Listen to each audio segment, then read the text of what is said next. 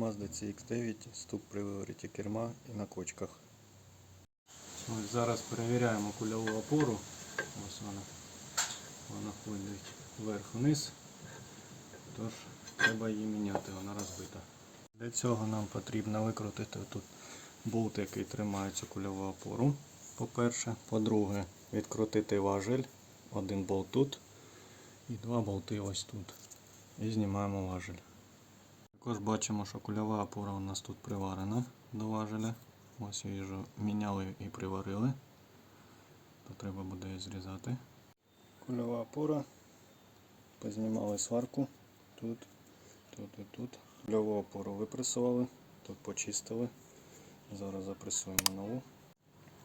Ось така у нас буде нова кульова опора. Важіль встановили.